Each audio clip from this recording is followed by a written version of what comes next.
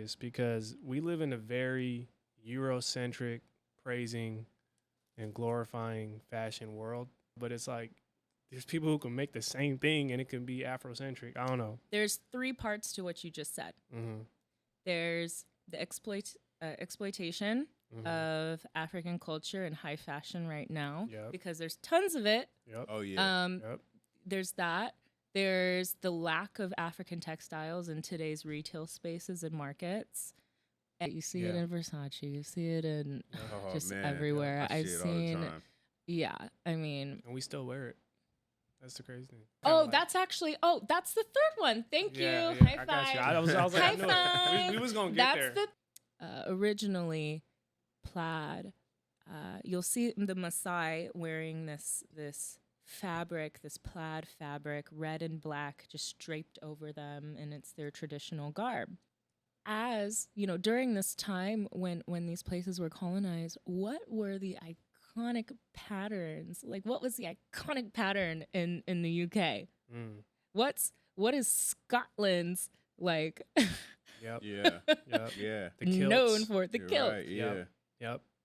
And that, and so it's like no one really thinks like, oh, this plaid was actually an indigenous fabric and print.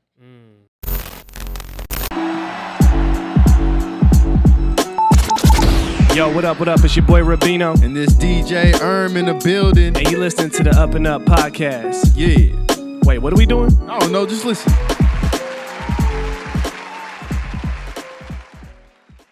Yes. Welcome. What it do? Ladies and gentlemen, you're tuning to the UpNUp Podcast on the UpNUp Network. I'm your host, Rubino. And I'm DJ man. How you doing, bro? I'm good, bro. How are you? I'm good. I'm feeling good, man. You know me, feeling good, feeling blessed. Always. Right? It's a beautiful day. It's a beautiful day to be blessed, right? Mm-hmm. Every day. I got the same answer every episode. You know what I'm saying? It's all good, though. No, I'm feeling good, man. And for those of you first-time listeners and those tuning in, thank you and welcome to the show. As I stated, this is the UpNUp Podcast. This is the podcast where we're focused on cultivating culture, right? Yep. We do that by providing amazing stories of individuals, groups, movements, right? The hustlers and shakers. Yes, sir. Those breaking down barriers. Yes, sir. Paving the ways, right? Not just for all of us here, but for the next generation coming from behind, right? I'm feeling good, man. Shout out to the team too, Shout out to the people in the room. Yeah, for real, They man. make the Shout energy right. And like I stated, for the first time listeners, welcome to the family. Anything on your mind you want to? No, not really, man. Just shout out to Mackie, man. Everything's sounding good. So. Oh yeah, shout out to Mackie Audio. Definitely, man. We super excited for future collabs as well, yes, right? Sir. Yeah. But yeah, man, to get things going, as I stated, you know what we're here for, man. We're here to provide a space for people to, I say, speak power to their journeys, right? Talk about the journeys they've been on. And we're all just trying to be inspired by it and uplifted by it. Today's guest is someone, I would say, who's found a way to merge passion, culture, history, fashion, right? And doing all of that to preserve history while carving the future, right? She's definitely a true culture cultivator who's keeping everything she's doing on the up and up, right? To give a little more insight on the work she's been doing and continuously doing, she's the founder, president, and creative director of the thriving and uplifting Taswira, which is an African art and design organization, community space located in Seattle's historical Pioneer Square area. And just to kind of go a little bit deeper, which we actually had the pleasure of pulling up in person. Beautiful and space. experiencing this space and just kind of learning a little more about it. And really with her brand and her company and her organization, they're really leading the charge, I would say, in bridging the gap between African brilliance and talent to those who've yet to be introduced to it. You know what I mean? Whether it is from African fashion, art, it's all directly produced by amazing artists and creatives from the villages that exist out there in the motherland, right? And, we're super excited to learn more about what inspires her to continue doing this work. You know what I mean? We're honored. So let's just get straight to him, man. Our guest is none other than the amazing Avery Barnes. Can we get a round of applause? Give it up. How you doing? Good. I'm so happy to be here. And, there's certain opportunities where,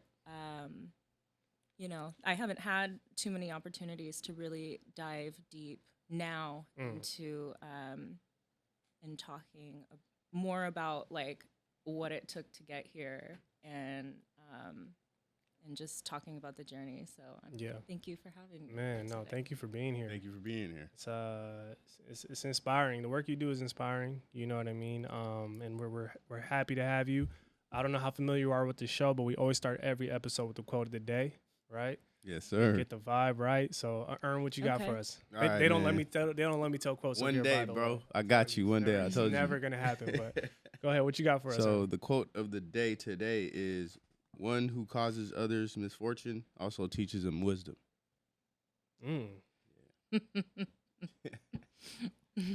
Okay. Yep. You went digging for that one. Yeah. I know that. Yeah. Who's that quote by? I don't know, but it's an African proverb though. So, you know. Oh wow. Yeah. Makes you think deeper to it, because Yeah. man, the way that Africa was colonized. It does get deep for real. Yeah, that's what it's real.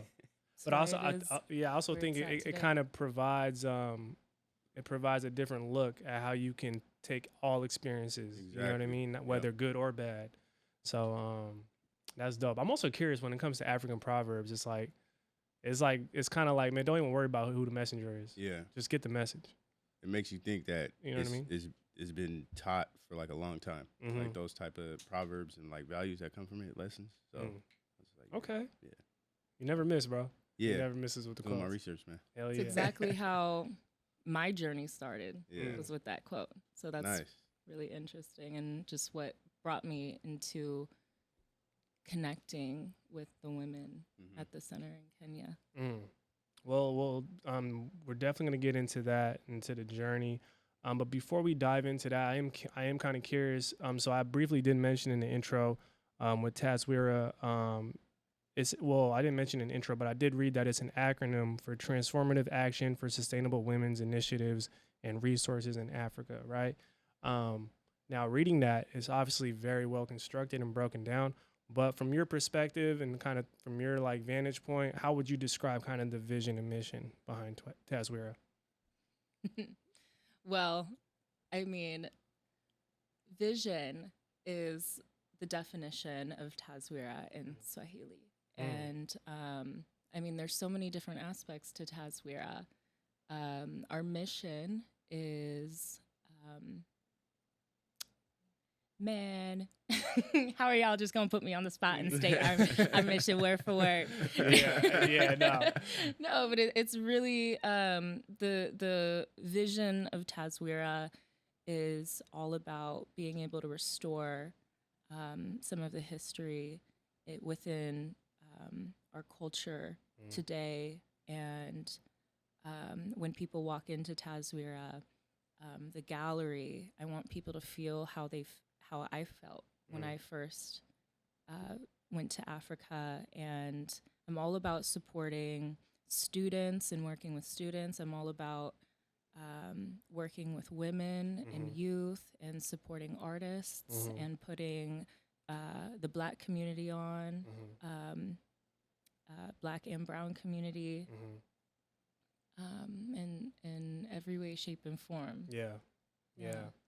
No, it's dope because kind of like we were talking about yesterday when we were at the gallery, where a lot of times, sometimes words just can't describe what needs to be done and what is being done, if that makes sense. You know what I mean? So, but I am always curious because it's just good to get the kind of the viewpoint from, the people from those that are actually doing the work, Yeah, That's definitely.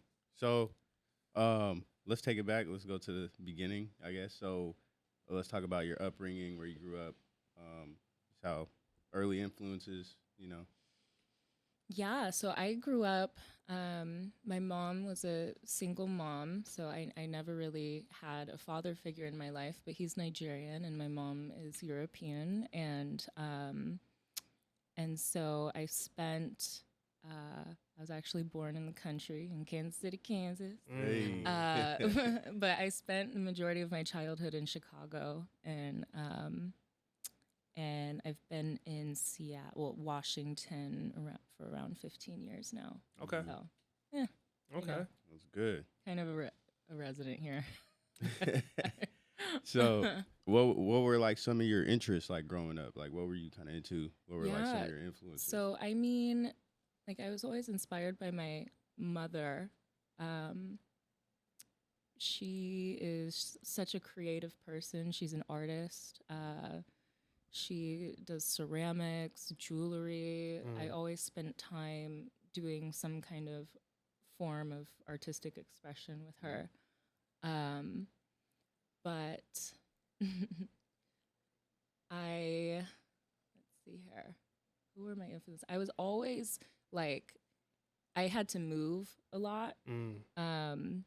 So my mom and I, especially when we moved to Washington, I didn't really stay in the same school for more than 2 years. Oh yeah. And so I was like I'm the same way. I was a very outgoing person, and I would make a lot of friends, but I was always like that kid who kind of saw that person that was being picked on, and kind of like, I always wanted to instill like confidence in people. Yeah. And yeah. That's such a Yeah. I like when you said what you said as far as moving around a lot. I think that is a big part of like what shapes you moving forward. It makes you. Would you say it made you very adaptable? It's extremely adaptable. Yeah. But I mean, I've never said this before, but I went to school, middle school, in the beginning of high school. I actually never graduated high school. I got my GED. So I went to school in Olympia, but man, like, everyone is racist out there. So I was bullied to the extreme. Yeah. And so that kind of started my journey as like, I did school online, taught myself math, looking at a computer. Yeah. Like I was very, and then I don't have any siblings. So I was very like independent at a very young age. Yeah. I got you. Staying on the topic of kind of like just the upbringing, I did read you did an interview with the Seattle Met magazine, which was dope, super dope. That was dope. Yeah, definitely. And I did read that you said your grandmother had a very big influence on you, even like outside of just that, but also kind of from like a mentorship aspect. Can you speak to that a little bit in terms of what that was like? So when my mom and I moved to Washington, I lived with my grandmother for a little bit. And, you know, I grew up in a household that was female led, you know, the strong person in our family was my grandmother. And, you know,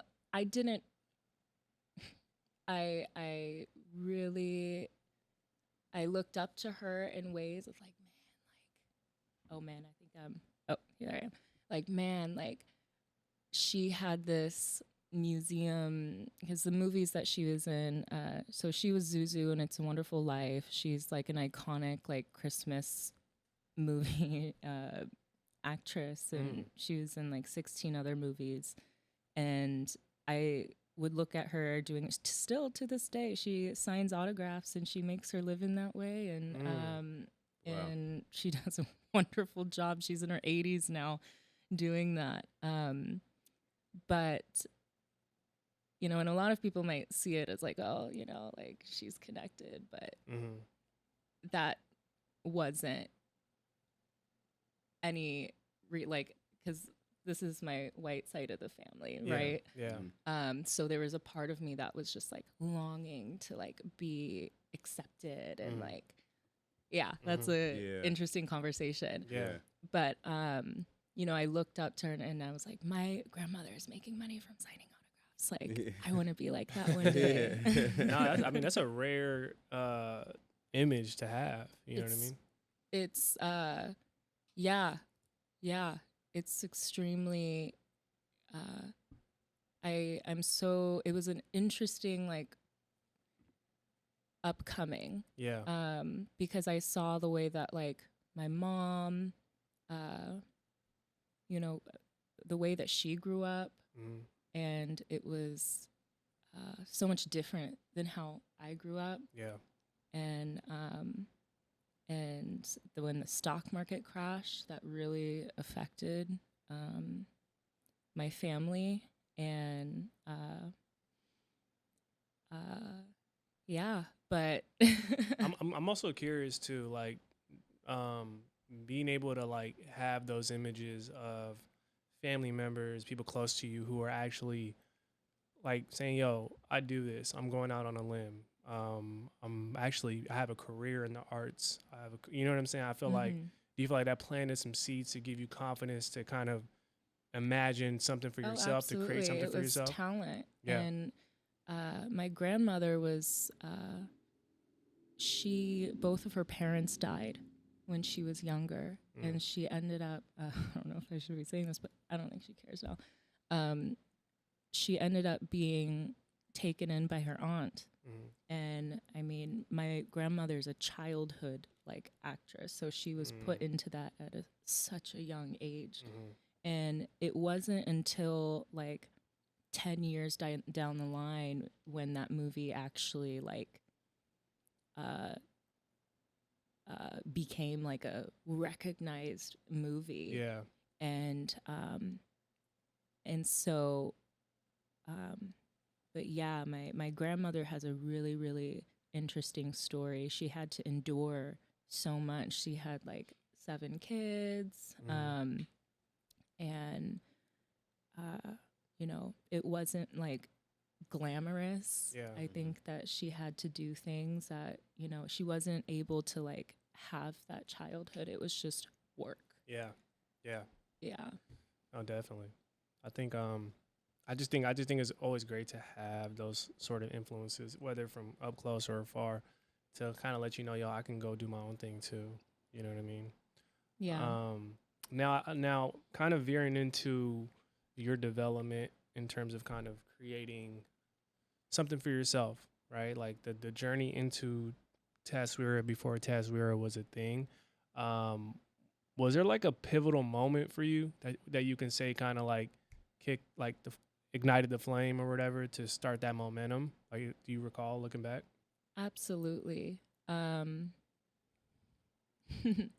So I was at the age of 16, I moved out of my house and I was like independent at 16. So, I mean, my first real job, I worked at MAC Cosmetics for a really long time.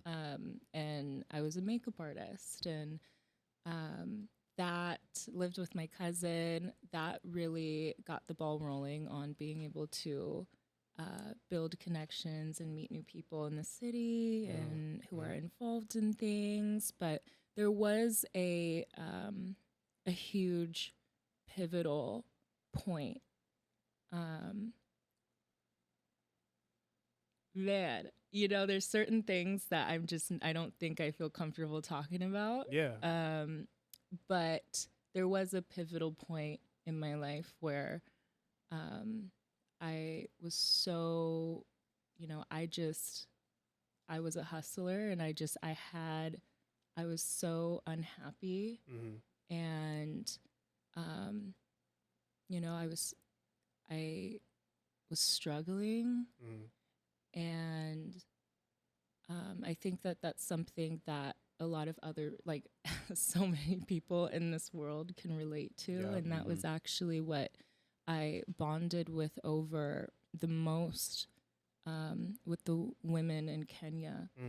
And I could relate with them in a lot of different ways. And, you know, just like, yeah. And like selling stickers on the corner of the road, you know, like just do that hustle. Yeah, but I had a lot of different like businesses, and I was just trying to find like my calling. And you know, it was crazy because I had a friend who was from Kenya, and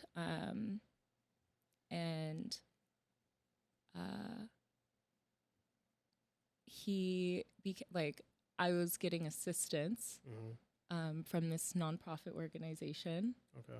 And that's how I met him. And he's like, you should look into nonprofits. And I've always been resourceful. Okay. And that's the hustler in you. Right? And I'm like, what is a nonprofit? And so when I found that out, and I'm like, oh, okay. So when people have ideas and they take those ideas and people provide funding for them to live out these ideas, and you are able to define your own career, you're able to build a legacy and have a positive social impact in the world. Like, wow, I want to do a nonprofit. Yeah. But so this is in a transitional, very questioning part of my life, because I was applying for my FAFSA so many times, and for 1 year my mom worked and made too much money. I didn't qualify for. So there was years, and there's 2 years where I was applying and just not getting financial aid, and I was like, damn, you know what? I'm looking into this nonprofit thing. My friend was like, hey, you should go to Africa. And I'm like, there was a point where I actually went to Bali by myself. That was a huge turning point, because my whole life as a little girl is afraid to do things by myself and go places by myself. I wanted my mom to come with me. And so when I went to Bali, that gave me I landed. I was like, oh my gosh, there's cars driving in the middle of the streets, but I had worked so hard to get there, and I was staying in this beautiful villa. I would just walk these streets. I was totally just exploring such a foreign place, and I was seeing the art.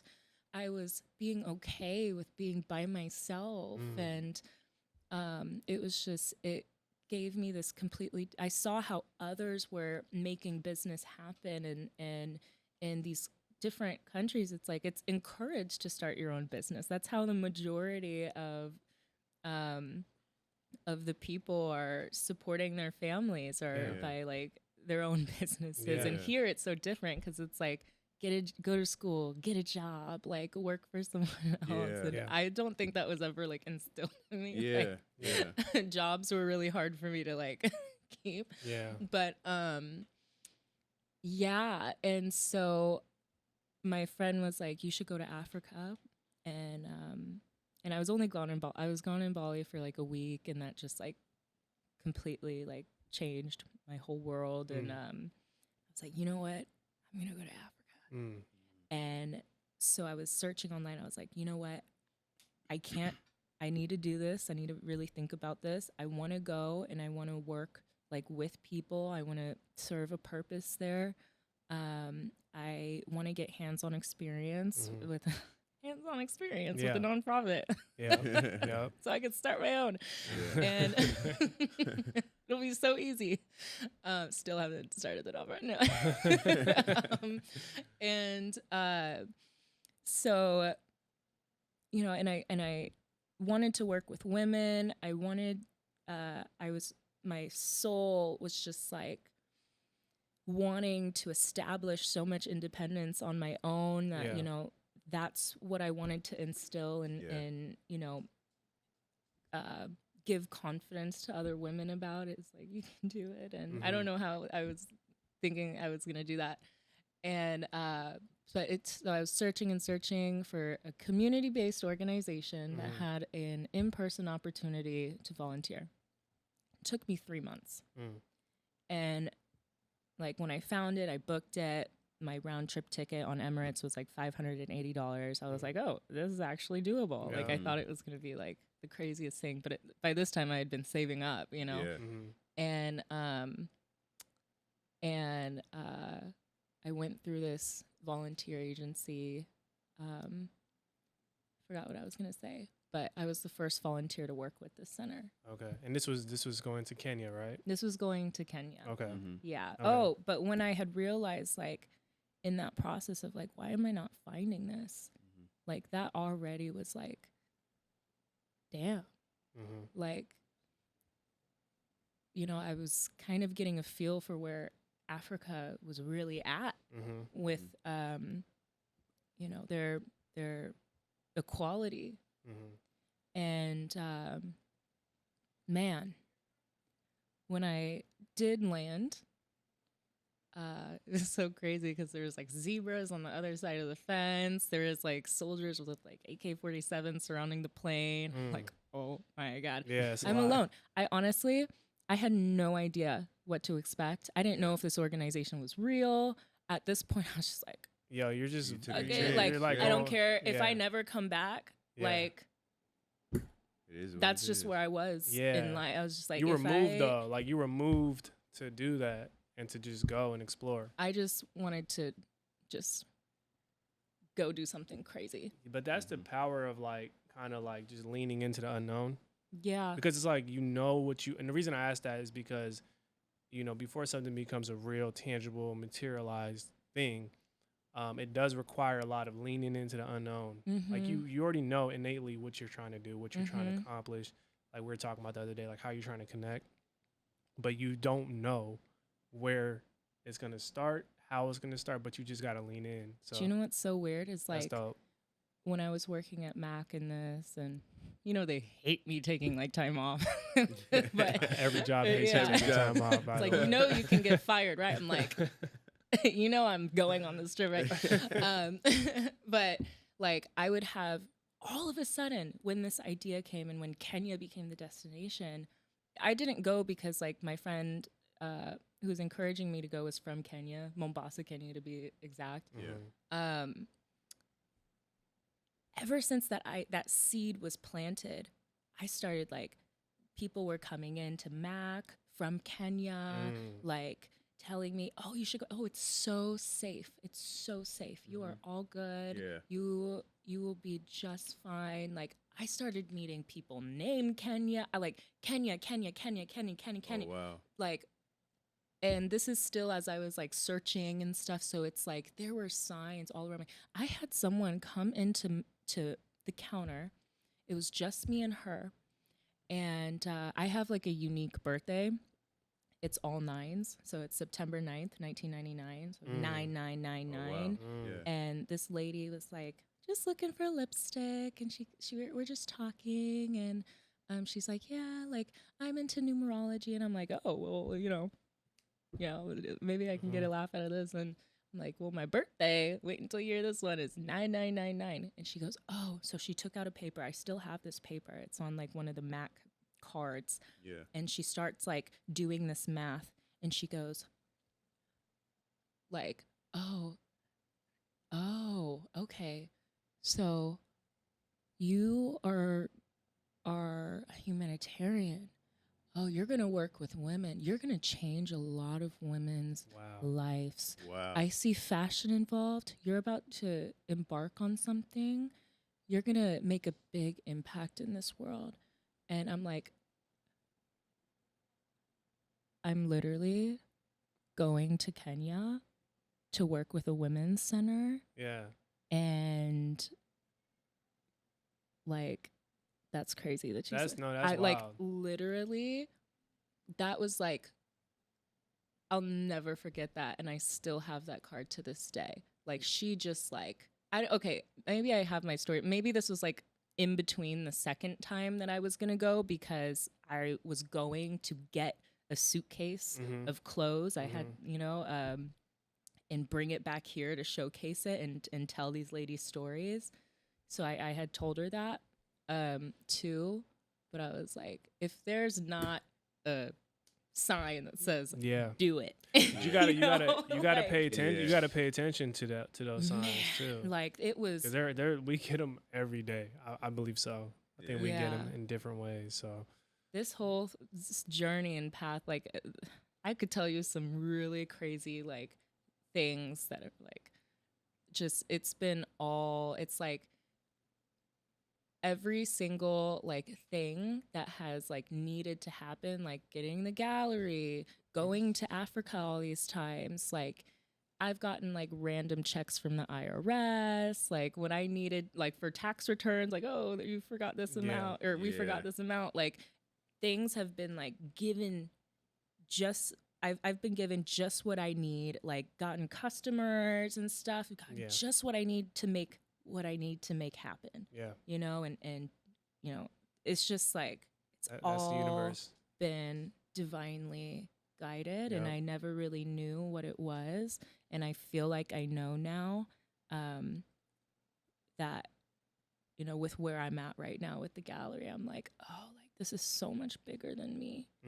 Yeah, this is so much bigger than just like the women at the center, and maybe I really don't know the full depths of it, but you know. No, it's crazy. It's that's the beauty of the journey right there, for real, for sure. Man. Definitely.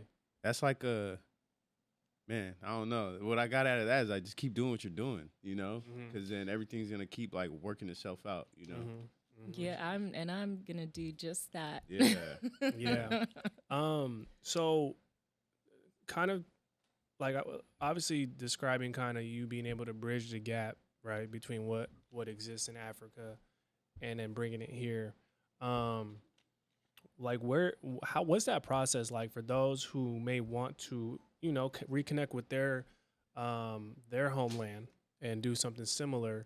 What's that process like to be able to like transport certain items and artifacts and just culture in general across the waters?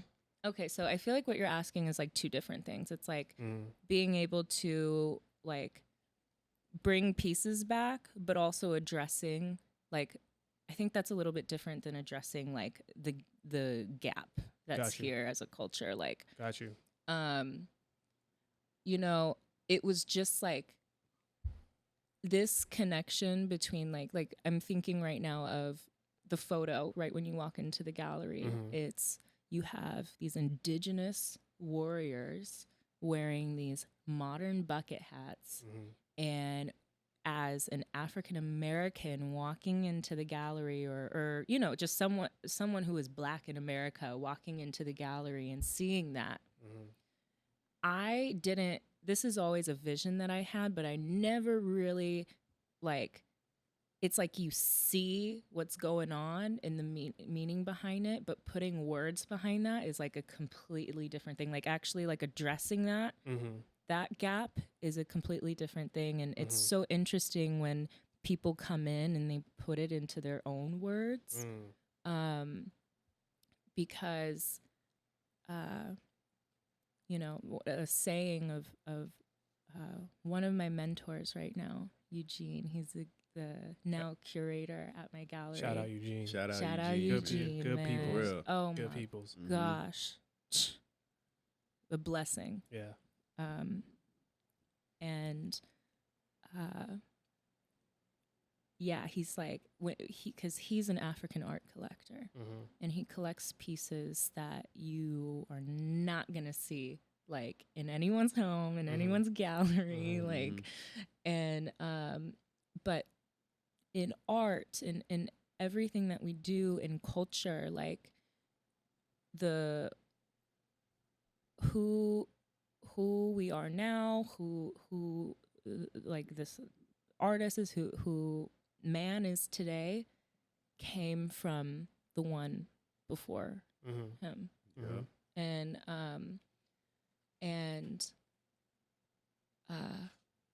you know, I think that right now we're in a time where, you know, we're being so highly influenced and we're being driven. All of our buildings are starting to look the same. You don't have neighborhoods like Pioneer Square anymore. Yeah. You're being told what to put on your face, what your face needs to look like, what, you know, clothes you need to be putting on your body, how you should be doing that. And I'm like, where am I going with this? No, I hear you. I'll do that a lot. I'll just like space out. But, you know, I think that the journey into recognizing and also, okay, this is where I need to take it. As Black folks, and I'm just talking about African Americans right now in America. You know, when we came into the U.S. and under the circumstances of slavery, we were not allowed to speak our native languages. We weren't allowed to practice our traditions. All of that was stripped from us. And so, and it was stripped from us to make us feel so powerless and controlled. We were told what religion we need to believe, what language we need to speak, what knowledge about the world, is what this world is. And I think that bridging this gap right now and again, like what I felt when I went to Africa, I was so proud to see how beautiful the people were, how beautiful the culture was, like, and the land and how they've preserved it. And just like, it starts with going back to the previous, journeying back into history. And art was a form. The pieces that I have in the gallery right now, they were used. They were used as vessels to connect. They weren't just made to look pretty. The reason why they're so carefully, like why these baskets were so carefully, like it took like so many different processes just to make one basket. It was made for a reason to connect to another realm, into the divine, into our ancestors, and communicate, and like it was used. And do you feel like when, see what I'm saying? No, I know exactly what you're saying, because my question is kind of to describe what that's like for you, to know what it's like firsthand, like going to the source, understanding the context behind everything, but then also knowing what you're bringing it into in this place that we live in right now that may not see it that way. So exactly. You know what I mean? Well, and I don't think that, well, in our culture right now, and with where, these pieces are going, how these pieces are displayed. And I talk about the art because, these were the things that were left behind to tell the stories. And that's why art is so important, and why it's my way of being able to communicate here, and visually, and in a world, and of course America right now isn't going to understand. I mean, do you see the current like highest percentage in the demographic of people in Seattle right now? Like, they're not going to understand, and I don't even think we understand.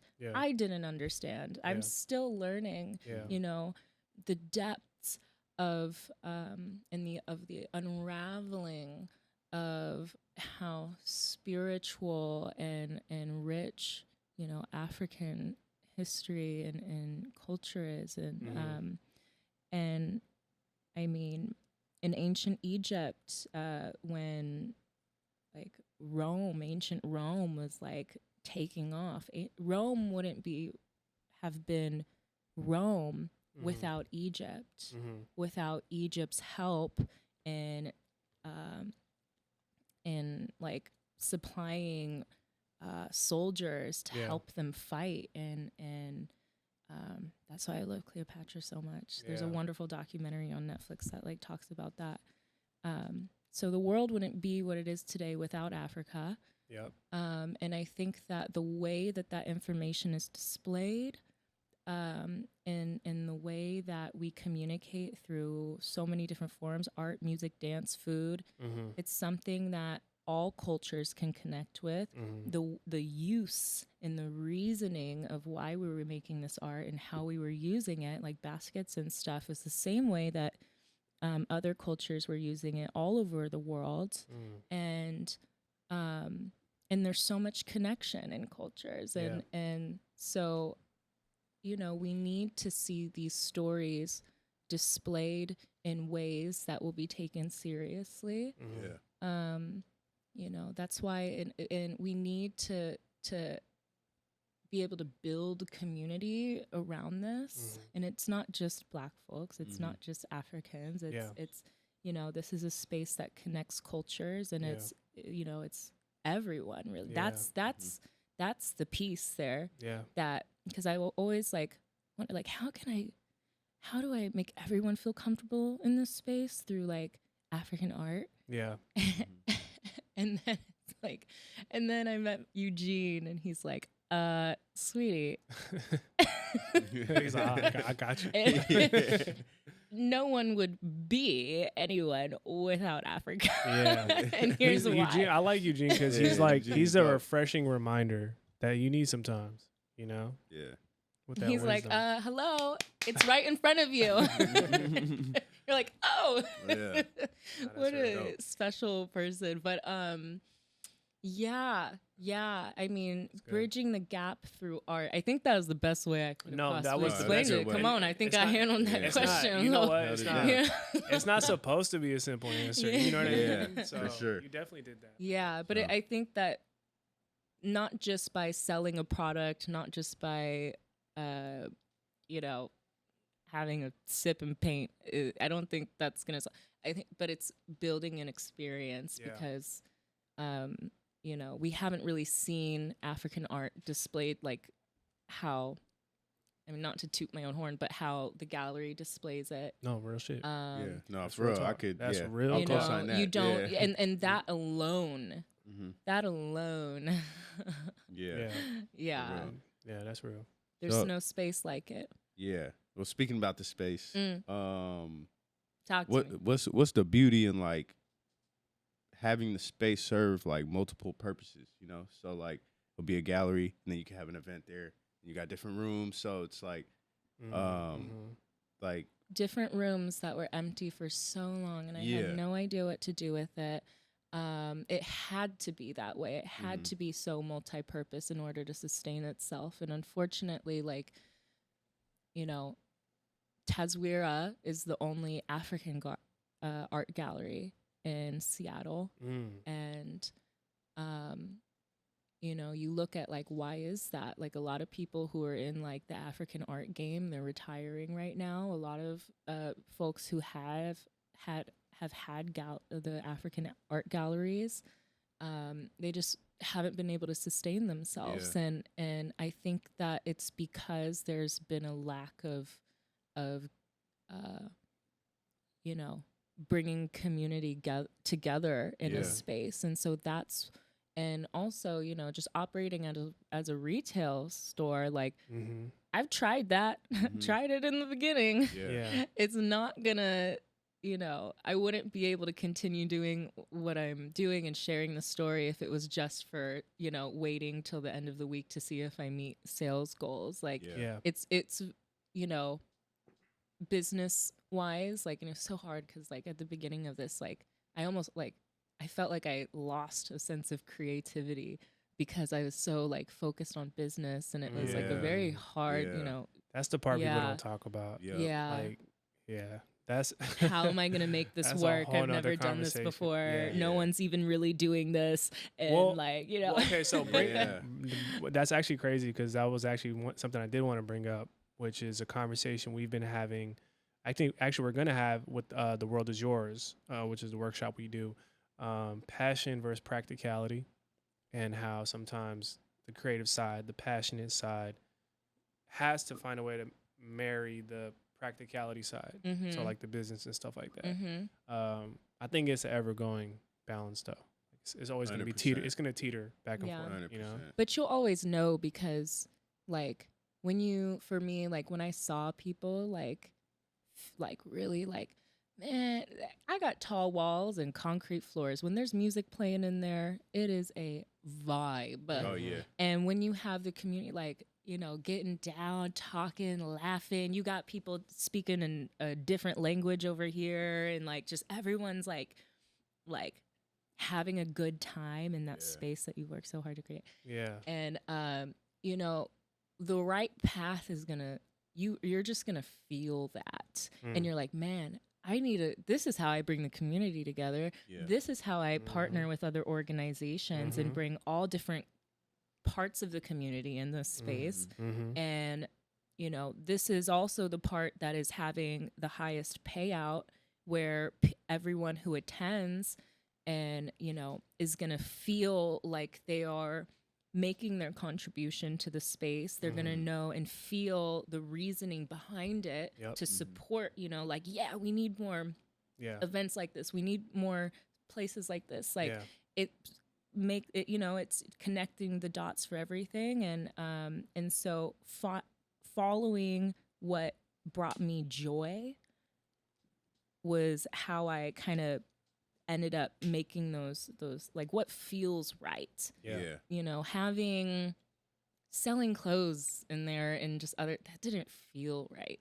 It didn't give me the chance to really bring people in here. I was like, I need to open like a cafe, coffee shop in here so I can have people sitting and working? And it's like, no, that didn't feel right. You know? So no, that's actually, well, speaking of the fashion side of things, and I think you can speak to this because you obviously started there. You know, you've designed a lot of pieces, fashion pieces, African pieces. I'm just curious because we live in a very Eurocentric, praising and glorifying fashion world, right? Like people love the fashion designs that come from these Euro designers. You know what I mean? And do you feel like there's a space or there's a need for kind of the Afrocentric fashion, but it just has to be kind of ushered in? Like, what is your take on that? Because I just noticed like everybody's just so fixated on this designer stuff, but it's like there's people who can make the same thing and it can be Afrocentric. I don't know. There's 3 parts to what you just said. There's the exploitation of African culture and high fashion right now, because there's tons of it. There's that. There's the lack of African textiles in today's retail spaces and markets. And then there's what was the third one? I told myself I was not going to forget it. Well, it'll come to me. Just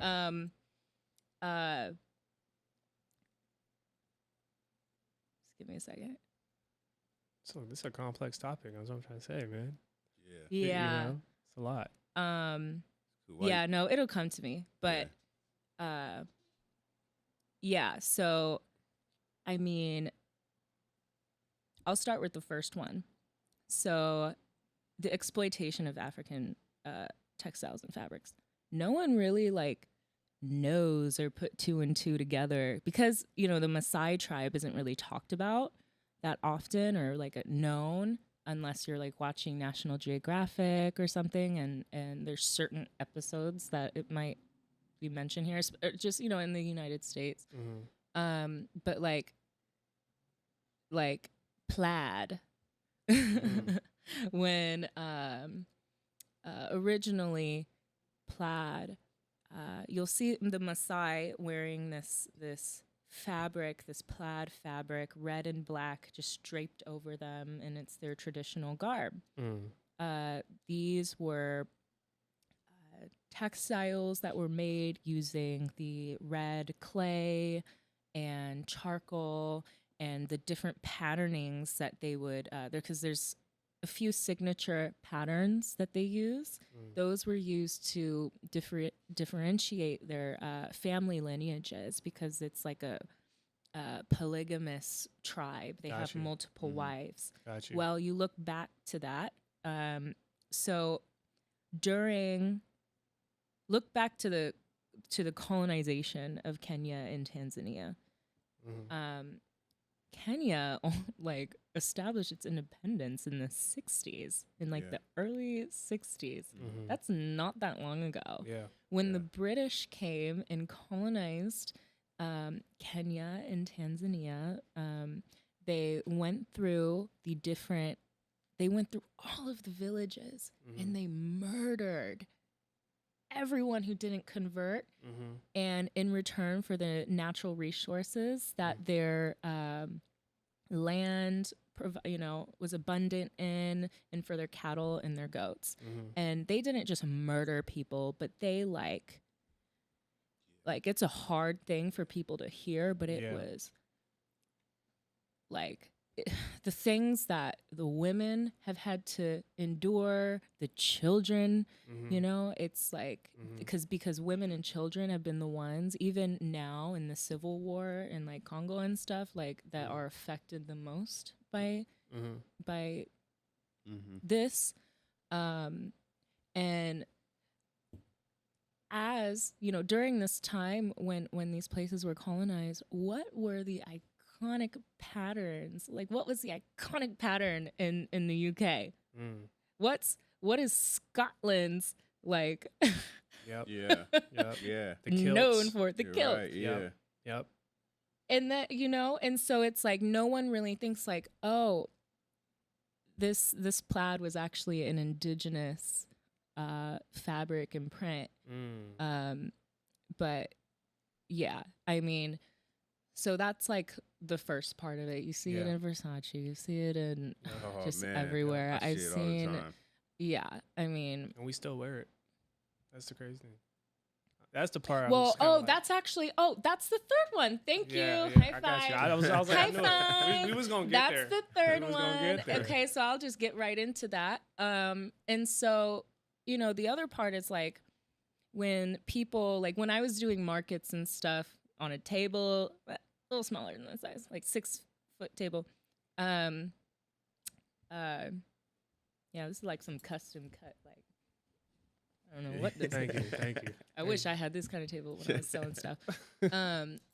And like people, I don't know why people felt like they could like barter with me on the prices of my, things that were like African print. It's like, and like, try to get cheaper and stuff. It's like that's like ingrained into like, I'm going to try to get a cheaper price for this stuff. Yeah. Even Black folks, Yep. They'll go and spend, and everyone knows this. This is like the most talked about thing, but people like the person right next to you, the person who's cheering you on and your friend will feel cooler buying a, $300 Gucci sandals, but won't want to invest, into a hat for like $100, from you, or a bucket hat from just Gucci. As fly. We can even do the same thing, like bucket hat from Burberry and a bucket, an African bucket hat. Yeah. The Burberry hat, that's cool. Like $300, $400. An African bucket hat, one of its kind. You're never going to find anything like it in any space. You're going to be the only one wearing this. Yeah. Well, maybe now it's actually making sense.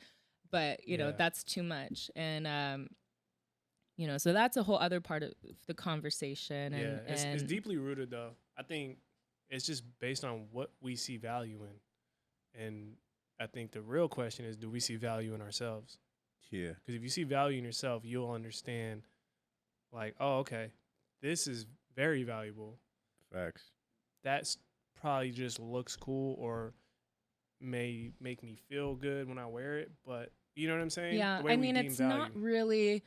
I don't think it's necessarily that person's fault. Like, and I've learned more about this when, I've dove into the world of merchandising and stuff, but it's the fact that like you're not seeing these things in stores. You don't see it anywhere. You're not going to find African in Nordstrom's, in Macy's, in Saks.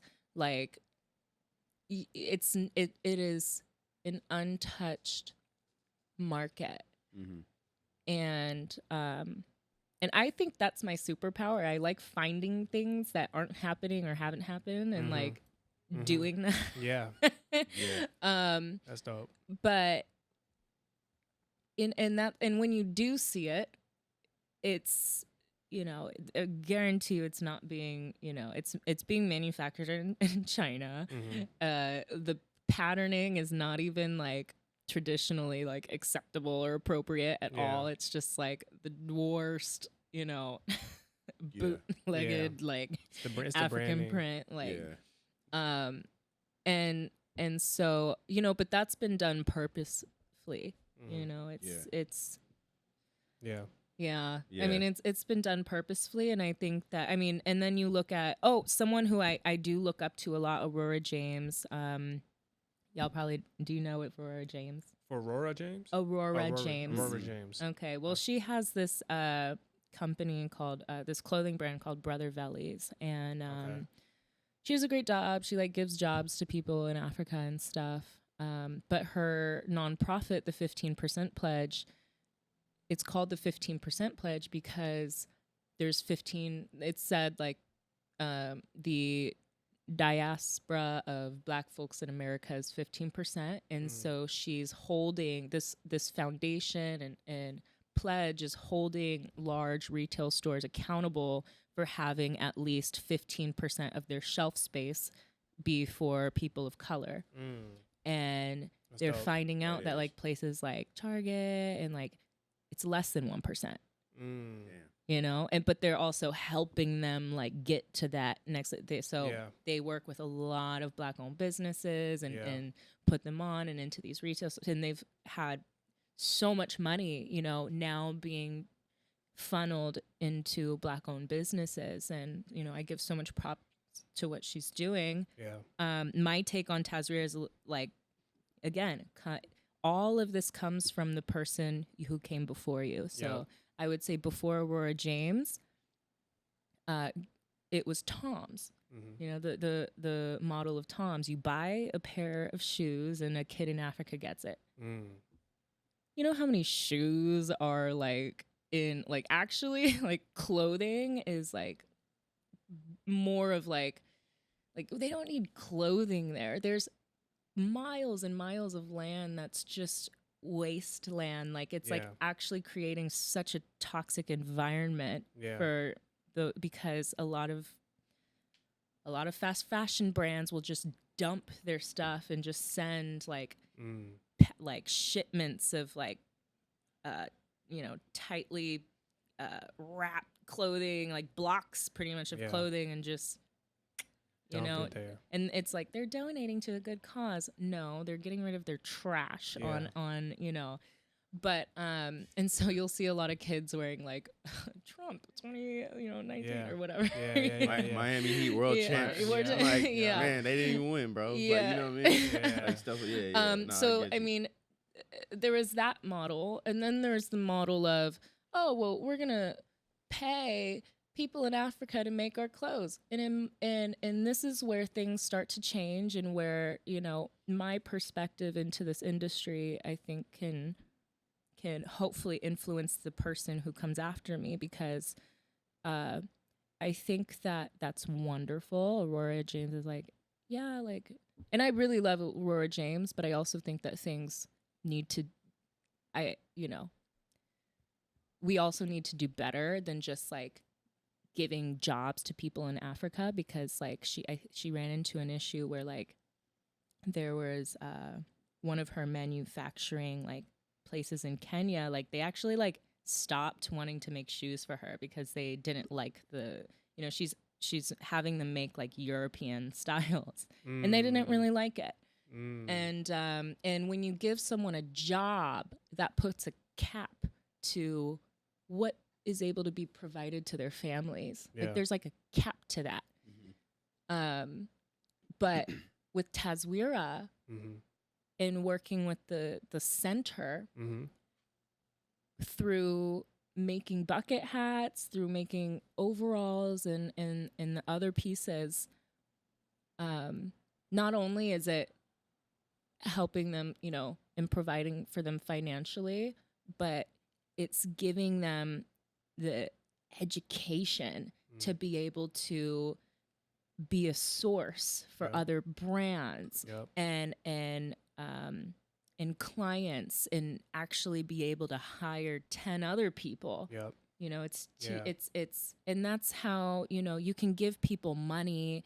And you know, when you go to Africa, you know, this is like a thing, like you can either give people money or you can give them the tools Yep. to make their own money, and that there's no cap to that. Talk you about know, it. Yeah. Talk there's about no it. cap. Yeah. And so real. education is number one That's for real. right now. And the way that Africa is, it's like we are on the brink of losing ownership of everything. Everything.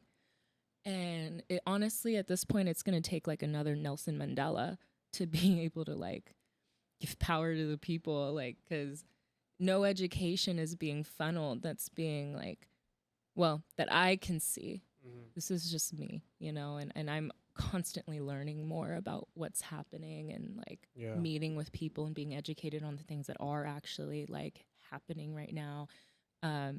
But establishing ownership Yeah. Yeah. is like so important. Yeah. You know, you got to know what you got. Yeah, and and I think pouring into others with education, resources, tools, and opportunity for them to build themselves up, right? To Yeah. take ownership of their own dreams and what they want to do. Like that right there is super powerful. And that's a universal like language. You know what I mean? So the fact that you're doing that for them is through what you guys got going on at Taswira is, I think that's the Yeah. part maybe most people wouldn't know about, but I'm glad that you're able to share that. So Yeah, I mean, I just dope. use these pieces here to share their story, to be able to fill that gap in retail spaces, yeah. and hopefully to create a product that is African print in a way that more people are gonna feel dope wearing it, because it's just Yeah. dope. Yeah. Nah, that's Like right. you said, we all know it. I mean, you know, there's stuff that I see. I'm like, oh wow, because like East African traditional clothes, I'll see Gucci making it, and I'll just be like, wow. But they Oh, kind of really? they kind of tweaked it a little bit to where they Mhm. kind of try to mask it a little bit, and I'm Mhm. just like, We see it. we see it, man. Like, you know, so I'm just like, Yeah. but if a brand like that is so influential, Yeah. it's like they're, I don't know. Oh, there's It's so just- many African designers right now that are, you know, coming up. And, Yeah. you know, I'll Google these things like African Yeah. designers, like, and see what Vogue posts and stuff. And, like, a lot of, even in, you know what surprised me the most? Like, oh, I was going to say that these designers aren't given the proper platforms and voice, and they're Exactly. not given the opportunity. Exactly. And that's why we don't see Yeah. an African fashion house that's like Gucci and stuff. Yep. Mhm. But even in Africa, like Africa is like, I have friends that are in the music industry in Nigeria. They're popping. They got money. They're doing their thing, wearing Gucci and stuff like that. I'm like, man, like, why are you wearing Gucci? Yeah. Why are you? And I'm like, why don't you wear like African print? Yeah. Like, you guys are performing shows and like, and you guys are like hot out in Nigeria. Like, what is, Yeah, why? yeah, And he's yeah. like, like, there's no, we don't know where to get it. You know, there's no Yeah. places out there that are Mm. like putting it into like the stores they're shopping in and stuff. Yeah. I'm like, even in Africa, Mhm. Yeah. even in Africa, a lot of the streetwear brands that you see are graphic T-shirts and like, you know, Mm. Nigeria has some really dope like streetwear brand like festivals and like Yeah. things like that. Yeah. And you know, I'm looking through these brands. I'm looking through the African brands that have their stores, their storefronts in New York, and it's just graphic T-shirts. Yeah. And I'm like, what? Yeah, yeah. Where is the African print? Like, Yeah. where is it? Yeah. Yeah. Yeah. Well, No, someone, that's you know, facts. you're definitely leading the charge and doing it. Mhm. And again, it's representation. So you never know who's watching. You never know who's going to be inspired and wants to jump on that train. So now, man, you've been dropping a lot of gems. We appreciate that. I do want to kind of give you a chance to speak to the future, near future, maybe long-term future, but like what excites you or what do you got coming up down the pipeline? Anything that people should know about near and I don't know. What are you looking forward to? Near, now, and future. So right now the gallery is taking like a really huge transition, and like even like y'all saw, like we're still kind of like in painting and construction. Yeah. We got big artifacts. If y'all saw the piece that Eugene brought in today, 6-7 feet tall. It's like, Oh wow. it's huge. Oh wow. Huge. Yeah. And I don't even know what it is because it's still wrapped, but I Yeah. could see like the wood. I'm like, what is that? Is that like a sarcophagus? Like, it's serious. It's clear Shout out stuff. Eugene. But Yeah. shout out Eugene. But yeah, like the gallery is taking a huge turn right now. And ever since I signed the lease in May, we got the Taswira Day proclamation. We are utilizing these different rooms and spaces in ways that are going to really bring the community together and offer like a really luxe and high-end experience in the gallery. Yeah.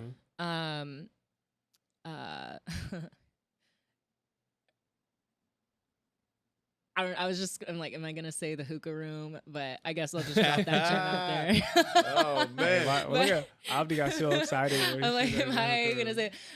You know what's crazy? I seen it yesterday. But I seen the hookah. I said, oh, okay. Can you just Hookah in this imagine, room. like, yeah, yeah. I seen it. Yeah. That's an Yeah. experience And for sure. dope. it's an experience, a I would part of like the to experience culture. that. It's a part of the way that, you know, we all connect and get together over hookah, tea. Like, Yeah. it's a part of the way that our cultures host others, and so it's gonna be a part of the gallery. That's good. I support Might as well. that. Yeah, I support think that we can, like, honestly, man, I feel so blessed because I've been sacrificing everything, like, through COVID, like, getting, like, I didn't pay my rent during COVID. I got it covered through, like, rental assistance and just, like, you know, I struggled. I've been working so hard, and I'm finally seeing the fruits of my labor pay off. I'm finally seeing these partnerships and these collaborations happening and bringing people into the gallery that, like tomorrow we got this Erykah Badu, like, pre-fund. Yup. Homegirl messages me and is like, yo, like, my people, they're friends with Erykah Badu's managing company, so, like, we're gonna see if we can make, like, a visit happen. If Erykah Badu came to my gallery, which is, like, where she would be so into it, my job here is, like, I'm done. speaking that into existence. My She job will. here She will is be done. there. I just She will be there. met I'm every goal. manifesting that. Like, like there's certain things happening right now that I'm like, was my North Star, and like, this is happening now. Yeah. Like, Yeah. you know. Yeah. So yeah, lots of partnerships and collaborations. Other than, you know, me partnering with Seattle Restored to get into the space, I've never received any type of funding at all. This has all been, you know, funded by me and just, like, really, really pushing this and host an event. Like, all of this is me. Yeah.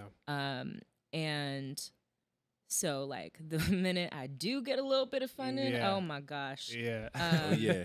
There's, but yeah, I mean, consistency is key. Yep. It takes a community. Yep. It has taken a community up to this point. I'm going to be doing a relaunch in September when we have everything, like, really in there, the big artifact pieces that, you know, it's like, Yeah. and you don't got the big stuff in there Yeah. yet? No, I don't have the Oh, big that's good. stuff in there yet. You know, like I It's all said, good. man, you guys set your pace. Don't react to the race. Mhm. It's coming. Yeah.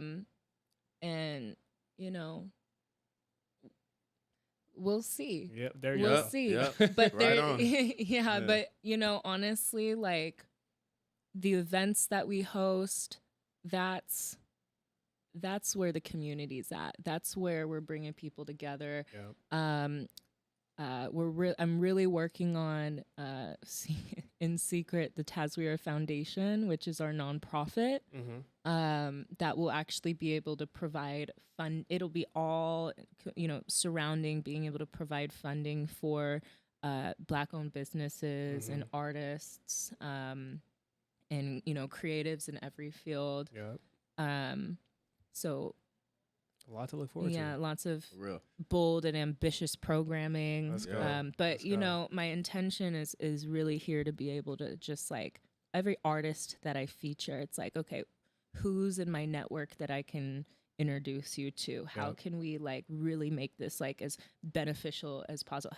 What kind of media source can I get you, you know, your first interview on, and Yep. and what's the next gallery? I line people up with their next gallery, Yep. you know, Yep. people who have never even had that representation. And, Yep. and because they were featured in Taswira, like, you know, and I know what that feels like, because so many people wouldn't allow me to speak or, you know, have my voice be on their, in their article, you know, and I was asked and just no response until I was on this, you know, thing or Yeah. Converge. And Mhm, then mhm. they're, you know, Yeah. coming and asking me like, hey, can you do this? And it's like, man, but you know, it is what it is. Yeah.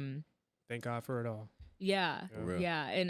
And this relaunch in September is like, man, thank you for all of those who like made it happen. Like, this isn't just for this isn't for me. This isn't just for, but this is like a celebration for y'all and like, That's and real. what's to come and what this is going to do, because, you know, Taswira is also the last remaining Black-owned gallery in Yeah. Pioneer Square. And Pioneer Square is like the gallery central. Mhm. So it's like we have to come together right That's now. Like, real. this is why I've struggled so hard. It's because of this. And so That's right. yeah, and in the next 5 years, I see Taswira being, you know, if I still am in this location, I see Taswira being a destination spot where, you know, collectors, curators will fly out to come and see the types of pieces that we have. Mhm. And yeah, I'll just, Future is bright. yeah. Future's Future bright, is man. very bright. Yeah, real. I Might get really blind excited you. about Might it. blind you. Nah, we're super excited. We're proud of you. real. Now I do have this final question that we ask every Sweet. guest. Or do you have something you want to say? I was just I'll gonna take say, you where away. can people find you if they want to Yeah, come for sure. through, find you on the internet website? Yeah. So Instagram. Taswira.Africa on Instagram. The gallery is right in Pioneer Square next to Lumen Field, 510 Occidental Avenue South. Our hours are Wednesday through Sunday, 11 to 6. Website, taswira.org. We got the event calendar on there. Check it out. Yep. See what you want to slide up on. Mhm. And show some face, because Yeah. no one really like gets it until they step foot. They see where the gallery is and they Yep. step foot and they see like You gotta pull up. Gotta pull I up. encourage everybody who's listening and watching who's able to go pull up, go Yeah. experience it firsthand. yeah. Yeah, I went yesterday and won't be my last time for Yep. sure. For real. For sure. Yeah. Now, final question. We always ask every guest this question. So if you can, what is one word to describe what keeps you on the up and up and why? One word. One word. Extraordinary. Extraordinary. Extraordinary. Nice. I Well- think that's the first time we got that. Yeah. And Yeah. why that word? Because it's like,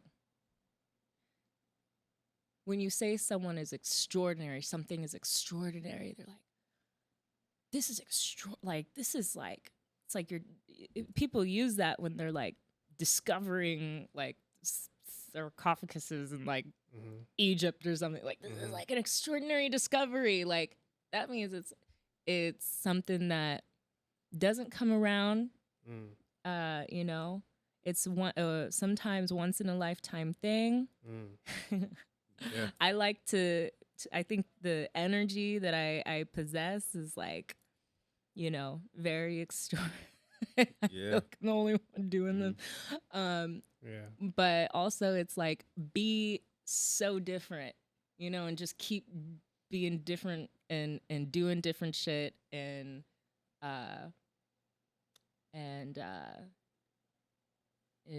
you know, because my story is what got me places. Like, when I had the opportunity to speak in front of every single like executive director and the mayor, I threw my script away and I just spoke from my heart. Yep. And that's what they remembered me by, and that's what made me different. I love that. Yep. Be extraordinary. Be extraordinary. I love man, it. for real. I love it. That is the first time we did get that word too for the one word. So I love that's an extraordinary word. What's like right the there. other words? They're Extraordinary like- moment. We've got what 98 of them now. So Okay. there's a lot of them. But yeah, Avery, again, we just want to thank you for being here, sharing your story, sharing your experiences. Again, like I said, if you're listening or watching and you're not inspired, run it back. Go listen to it again. Go watch it again. Yeah. But your story is inspiring. We're proud of you. We're inspired by what you do.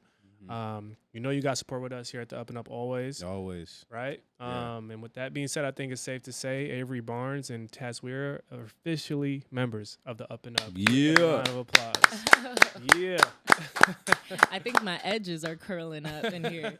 It's hot. It is, man. Thank you so Thank much. you.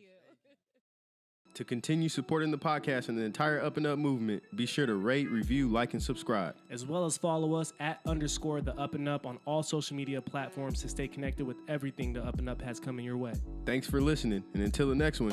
Keep it on the UpNUp.